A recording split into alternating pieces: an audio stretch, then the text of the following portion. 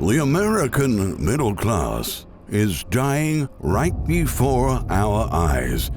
In the past decade alone, middle-income earners lost more purchasing power than they did between 1970 and 1990. That's all thanks to the rising cost of living in the United States, which pushed median home prices from $17,000 in the 70s to almost $450,000 today.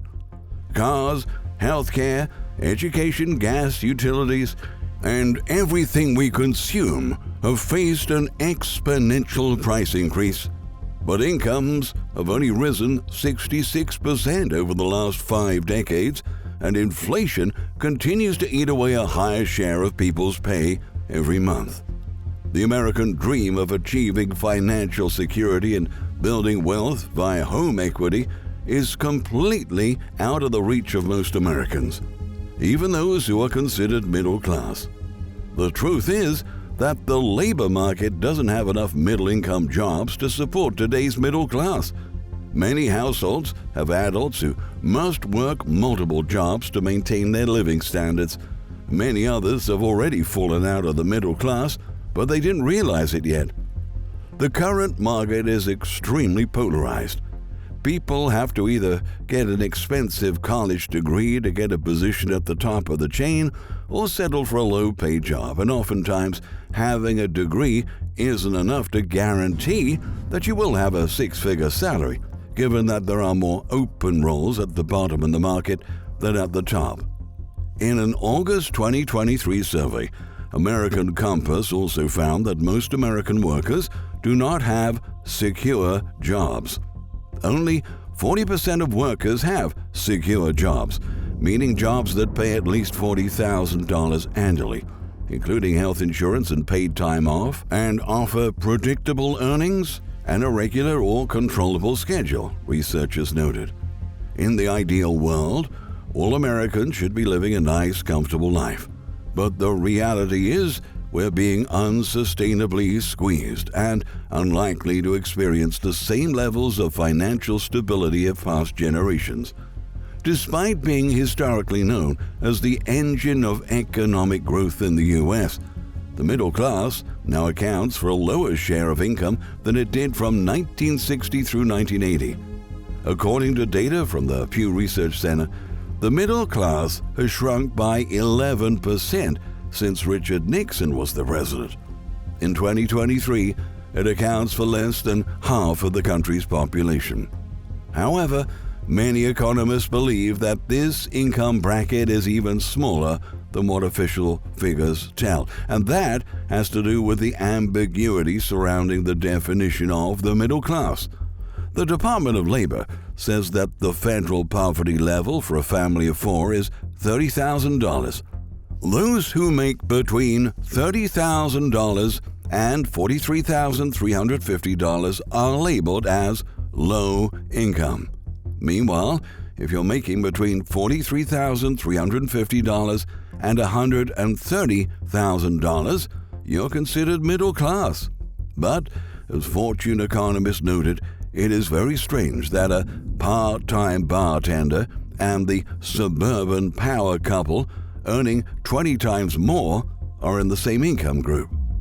The Federal Reserve says that the middle income level describes people whose annual income is directly in the middle 50% of all income. But how is that average calculated? Considering that the top 0.1% of income earners make dozens of billions of dollars each year, while the bottom 10% of earners make less than $20,000, a more accurate median income would be up to 10 times higher than the current figures. In other words, the middle class isn't exactly in the middle. Today, this definition says more about demographics than purchasing power. Middle-class families aren't miserable, but they aren't necessarily financially secure either. The foundation that supports this group is crumbling, and that's because more middle-class Americans than ever before are being left out of home ownership. Since 2020, about 11 million families that used to be in this income bracket are no longer a part of it, as inflation has surged, reaching a peak of 9.1% in June 2022. Property values have skyrocketed, and while some have benefited from the boost in home equity, most young adults have been completely priced out of the market. Now, with the highest mortgage rates in over 2 decades, middle-income households can only afford homes worth half as much as they could 3 years ago, Fannie Mae reveals.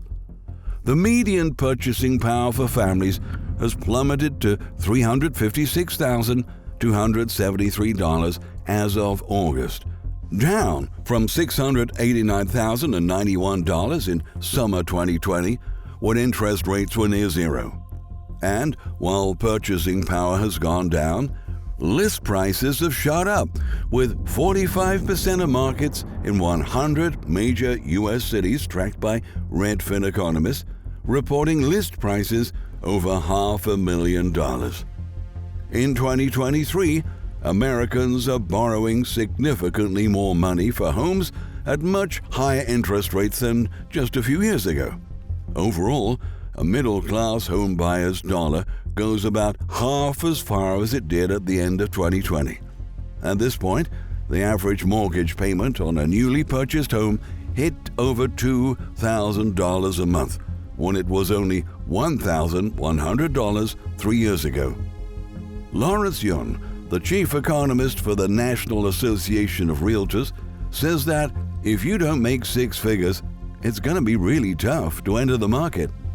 That makes it almost impossible for young adults who were raised in middle-class households to maintain their previous living standards as they age.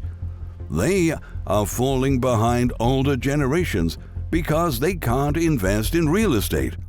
And on top of all of that, energy, fuel, and groceries are all much higher than just a few years ago, leaving most middle-income earners with very little disposable income for eating out, making a big-ticket purchase, or taking a trip. And as people spend less, economic activity also slows down, creating a negative feedback loop that makes everyone more financially vulnerable. Nowadays, every penny we can save at the end of the month should go to an emergency fund or retirement account, because most of us do not have a reliable financial cushion to fall back on. The situation is even more complicated for Generation Z, who just started to enter the workforce, as historian and writer Addison Del Mastro explains in a recent report. Not only will this generation not be able to afford a starter home, but they won't even be able to purchase a starter car. Much like the starter home, the starter car is on its way out, she said. Smaller, cheaper models that worked out for young drivers just aren't made anymore. Now they're being forced to take out massive loans to pay for an SUV or electric car, in addition to the loans they've taken out for college. Buying used vehicles sets them back nearly as much in today's market. With no starter home or starter car to commence adulthood, Zoomers, even the educated ones who supposedly did everything right, are stuck in abject dependence unless they were born rich, said August Mayrat, economic writer and analyst for the Federalist. As for my generation, the millennials, some of whom were lucky enough to purchase a starter home and starter car before they became prohibitively expensive, we're pretty much stuck with these starters, Mayrat notes.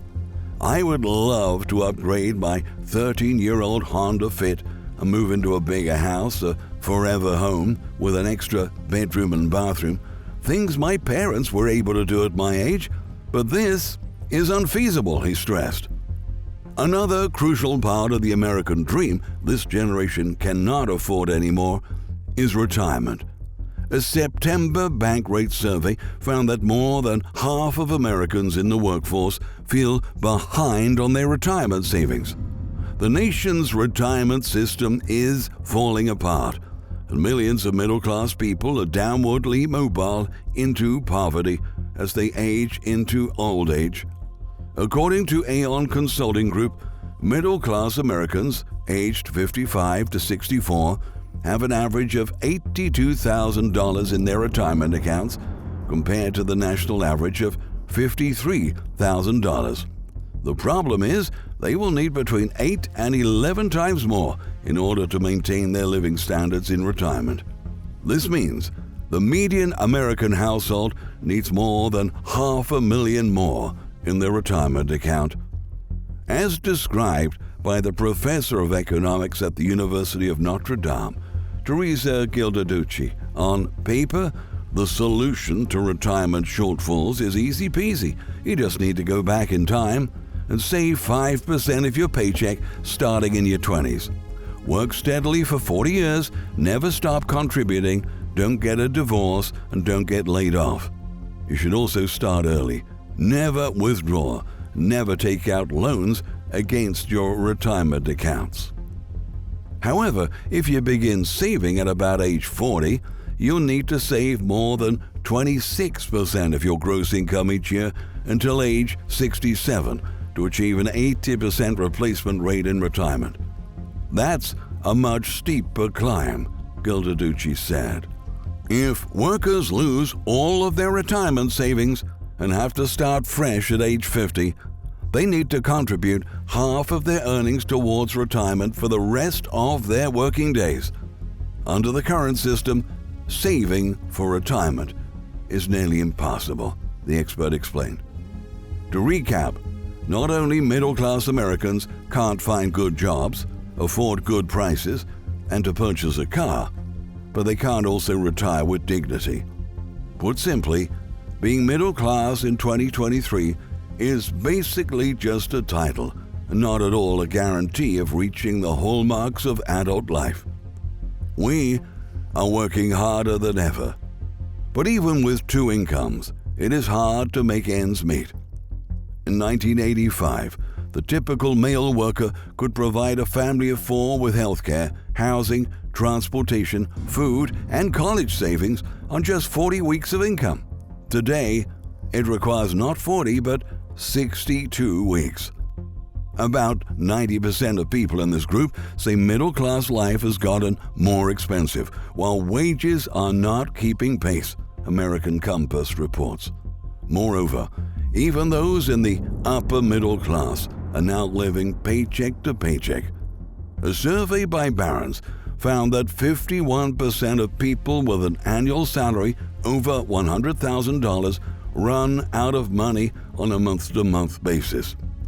At the same time, the average middle-income household carries $10,170 in credit card debt, data from the New York Federal Reserve shows, and record numbers say they're worried about being cut off from access to loans. Delinquency rates on credit cards, mortgages, and auto payments have all been ticking up as the level of household savings continues to drop. Last month, 60-day car payment delinquencies for people earning between $55,000 to $99,000 hit an all-time record of 6.1%, up from 5.8% in the prior month, according to data from Fitch Ratings. That's the highest level of lateness since the company first started tallying rates in 1994. And just as all of the stats we reported today, it shows that middle-class Americans are being financially wiped out. Some say that the American middle class is shrinking or disappearing, but that doesn't quite describe the depth of this crisis. The U.S. middle class has been destroyed by decades of failed policies that allowed the cost of living to become too unbearable for the average person. Now, we're watching its slow and painful death happening all around us, and the entire country is going down with it. Thank you for watching.